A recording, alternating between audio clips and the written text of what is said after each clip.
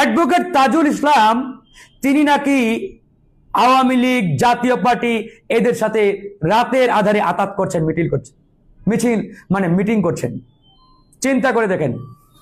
অথচ এই নুরুল হক নূর, তার আমলনামা যদি আপনারা ঘেটে দেখেন, তার পুরো চরিত্রটি আওয়ামী পরিবার থেকে উঠে আসা, আওয়ামী ব্যাকগ্রাউন্ড থেকে বের হয়ে আসা। হাইকোর্টে আজকে আওয়ামী দুর্বৃত্তদের একটা মিছিল অনুষ্ঠিত হয়েছে এবং এই মিছিলের নেতৃত্ব দিয়েছে ডাকসুর সাবেক ভিপি নুরুল হক নূর। আজকে আপনারা জানেন যে আমাদের গণ অধিকার পরিষদের হাইকোর্টে একটি রিট ছিল। সেই রিট আমরা করেছি প্রায় 1.5 বছর আগে। সেই রিটের শুনানি চলছে।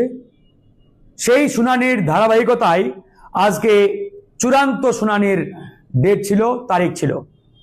আমরা সেই চূড়ান্ত শুনানির তারিখে আমাদের আইনজীবীদের নিয়ে হাইকোর্টে উপস্থিত হই এবং আমাদের এই মামলার পক্ষ হচ্ছে নির্বাচন কমিশন।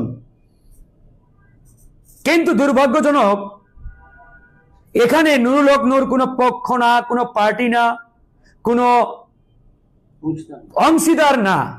তারপরেও হঠাৎ করে দেখলাম আওয়ামী টোকাইদের নিয়ে 30-40 জন হাইকোর্টে গিয়ে উপস্থিত হয়েছে। ভালো কথা। হাইকোর্টে গিয়ে উপস্থিত হয়ে সেখানে একবারে যে বিচারপতিদের যে চেম্বার, অর্থাৎ যেটা বিচারালয়, সেখানে উপস্থিত হয়ে এক প্রকারের একটা গন্ডগোল পাকানোর মতো পরিস্থিতি তৈরি করেছেন, যেটা সুস্পষ্টভাবে আমাদের বিচার ব্যবস্থাকে বৃদ্ধাঙ্গুলি দেখানোর সামিল এবং এটা আইনগতভাবে ভয়াবহ অপরাধ, যেটা আজকে নুরুল হক নূর করেছে। এরপরে আসেন আমাদের এই মামলার আইনজীবী অ্যাডভোকেট তাজুল ইসলাম, যিনি ইতিমধ্যে আন্তর্জাতিক অপরাধ ট্রাইব্যুনালের চিফ প্রসিকিউটর নিয়োগ পেয়েছেন বা নিয়োজিত হয়েছেন। কিন্তু আমাদের এই মামলা আমরা 1.5 বছর আগে করেছি, অর্থাৎ আমাদের যে রিট পিটিশন এটা 1.5 বছর আগের, এবং advocate Tajul Islam chief prosecutor হওয়ার আগেই আমরা তাকে এই মামলাটি দিয়েছিলাম আইনজীবী হিসাবে। আর আইনজীবীদের ধর্মই হচ্ছে আপনি তাকে যে কোনো মামলায় আপনার আইনগত লয়ার হিসাবে বা আইনজীবী হিসাবে নিয়োজিত করতে পারেন। সেই জায়গা থেকে অ্যাডভোকেট তাজুল ইসলাম আপনারা সবাই জানেন, যিনি যুদ্ধাপরাধ যে মামলাগুলো হাসিনার আমলে হয়েছে, মিথ্যা বানোয়াট ভিত্তিহীন মামলাগুলোতে জামাত ইসলামের নিরপরাধ নেতাদের একের পর এক ফাঁসির কাস্টে ঝুলিয়েছিলেন হাসিনা, ওই মামলাগুলোতে দক্ষতার সাথে যিনি নেতৃত্ব দিয়েছিলেন সেই জামাত ইসলামের নেতাদের আইনজীবী ছিলেন অ্যাডভোকেট তাজুল ইসলাম।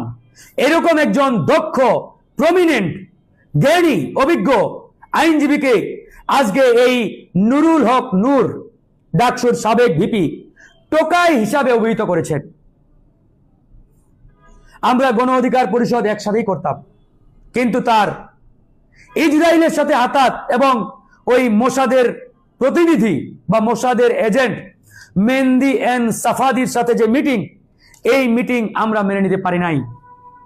তার আরো অনেক অভিযোগ, আর্থিক অস্বচ্ছতা, আর্থিক তহবিল তসরুফ, স্বেচ্ছাচারিতা, একনায়কতন্ত্র, হাসিনার মতো স্বৈরাচারী মনোভাব, রয়ের সাথে রেগুলার তার যোগাযোগ, এরকম অনেক অভিযোগ আছে।